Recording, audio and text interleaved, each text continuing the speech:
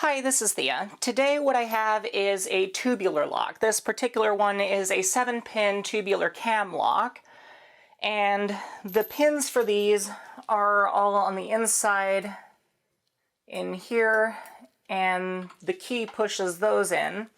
You can kind of see the cuts on the key that determine the depth of the pin, and once it pushes those into the right level, it just cams over like that.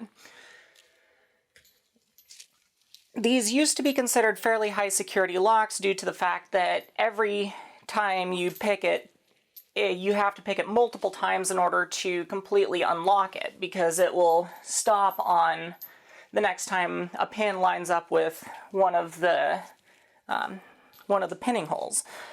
So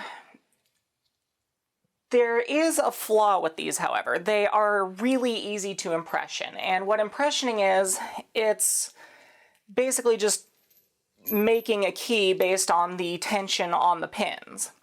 And this is the kind of tool you would do that with. This is a Southord 7-pin tubular lock impressioning tool.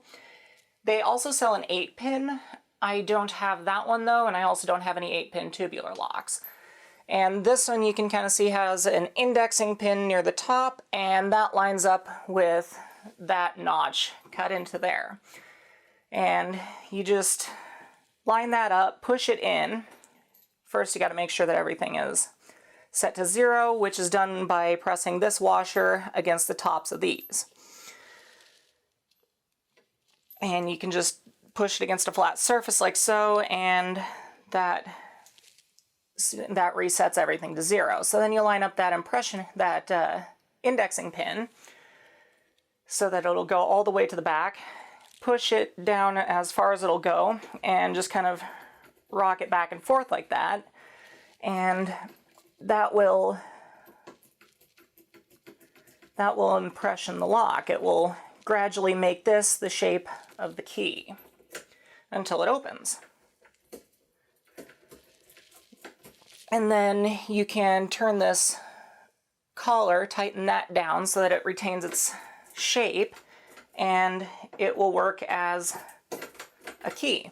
And anything that's keyed similarly, it will also work, or keyed the same, it will work on as well. So let's say that that doesn't work.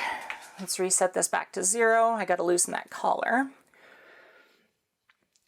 It's fairly easy to defeat an impressioning attack with these. It can be done by changing the spring tension so that not all the springs on these are the same, and it can also be done with security pins. Obviously these don't have any in them, and it's not very common to find them with security pins. Well, you're not out of luck. What you can do is SinglePin pick these, and this is what the tensioner I have looks like for that. I got that off of Sparrow's lock picks, and the flat end just goes into this indexing notch at the top, and then it grabs on like so. And then I use a broken pick to SinglePin pick these. I just push on the pins.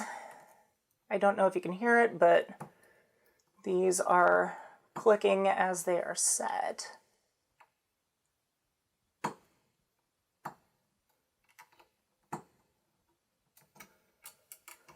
Oops, lost my tension.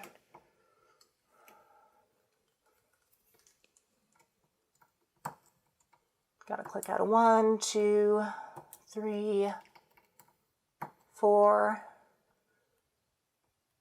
5, 6, 7, and it's picked.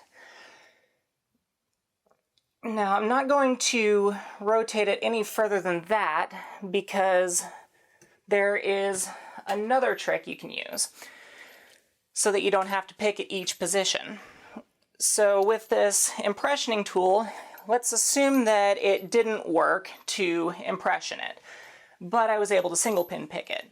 So you can reset that to 0 and loosen this collar all the way, and then carefully line it up so that it doesn't change the position of the lock, and then you push it all the way to the back, and then tighten that, and then same thing, you have a functional key.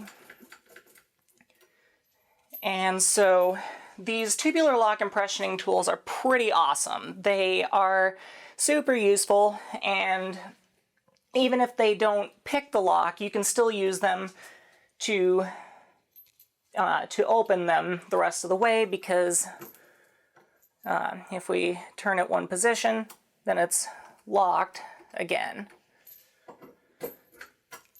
So that is all I have for you today. If you have any questions or comments, go ahead and leave them below. If you like that video, go ahead and hit the like button. If you haven't already, go ahead and subscribe, and I will see you next week.